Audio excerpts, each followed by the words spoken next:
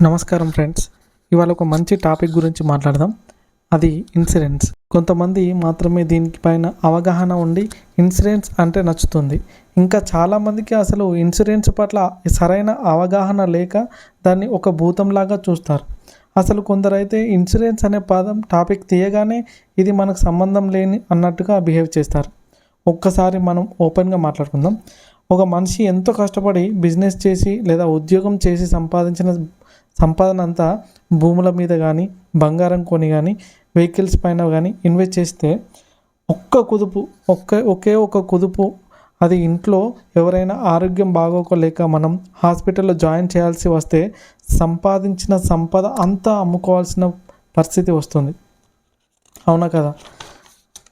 అలా కాకుండా ఒక్క హెల్త్ ఇన్సూరెన్స్ చేయడం వల్ల ఆ భయంకరమైన పరిస్థితి నుండి మనల్ని మనం బయటపడవచ్చు.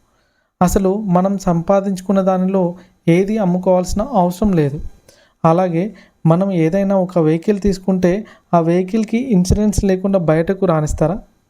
అంటే ఎంతో కొంత విలువ చేసే ఒక వెహికల్కి ఇన్సూరెన్స్ లేకుండా షోరూమ్ నుండి బయటికి రానివ్వనప్పుడు అలాంటిది మీ ఫ్యామిలీకి మీరు ఎంత విలువైనరో మీకు తెలుసు కదా. మనం మాత్రం ఇన్సూరెన్స్ లేకుండా బయట తిరగవచ్చు. ఏదైనా జరగరానిది జరిగితే నిన్నే నమ్ముకున్న నీ కుటుంబం నడి సముద్రంలో వదిలేసిన వాళ్ళం అవుతాం. అవునా కదా?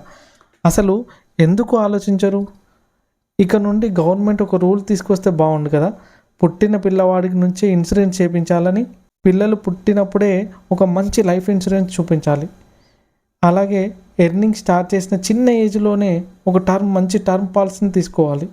చిన్న ఏజ్లో తీసుకోవడం వల్ల ప్రీమియం కూడా చాలా తక్కువగా ఉంటుంది.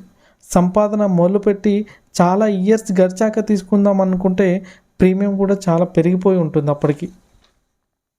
అలాగే ప్రజెంట్ యూత్లో మార్కెట్లో ఇన్వెస్ట్ చేయాలని పెట్టాలని చూస్తుంటారు. తక్కువ టైంలో ఎక్కువ రిటర్న్స్ కావాలని ఆలోచిస్తుంటారు. అలాంటి వాళ్ళ కోసం కూడా యూలిప్స్ కానీ సిప్లలో ఇన్వెస్ట్ చేయడం కానీ. సో ఇన్సూరెన్స్ అంటే మనం ఫ్యామిలీకి ఇచ్చే ఒక మంచి భరోసా. ఇది కనుక మనం చేయని రోజున మనం మన ఫ్యామిలీకి ద్రోహం చేసినట్టే. కాబట్టి ఇన్సూరెన్స్ పట్ల అపోహను వీడి మంచి ఇన్సూరెన్స్ని ఎంచుకొని జీవితాన్ని ఆనందమయం చేసుకోవాలని కోరుకుంటూ ఇట్లు మీ లైఫ్ గైడ్ వేణు. ఈ ఇన్ఫర్మేషన్ మీకు నచ్చినట్లయితే ఒక షేర్ చేయండి, లైక్ చేయండి, సబ్స్క్రైబ్ చేయండి. Thank you friends.